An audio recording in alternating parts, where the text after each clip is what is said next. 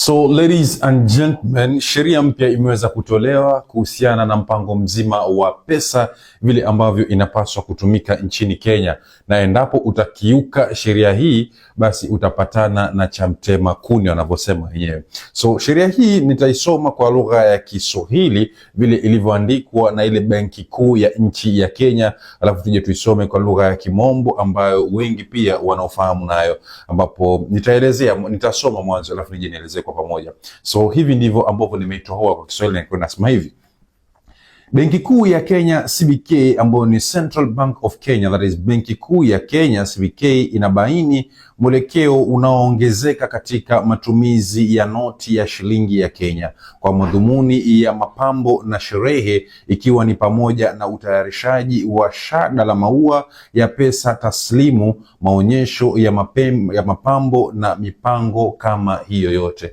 So hapa alikuwa anaongelea kuhusu yale mapambo yale ambayo nimeweka hapa, ambao watu wengi wanatumia kufanya nini? Kutoa kama zawadi, na wengine vile vile pia wanafanya vile kama decoration fulani ili ionyeshe sehemu fulani ina pesa, ama ionyeshe sehemu fulani kama ua vile ambalo limetengenezwa kutumia pesa kwa fupi. Akiendelea, katika visa vingi noti hukunjwa,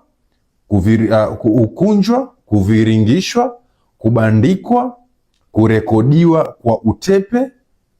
Kiswahili jamani ni kigumu. Tuendelee. We're going to read this in English. I know some of the people they don't understand Swahili. Najua hilo, but tutaisoma kwa Kizungu baadaye. Kubandikwa au kubandikwa vinginevyo kwa kutumia gundi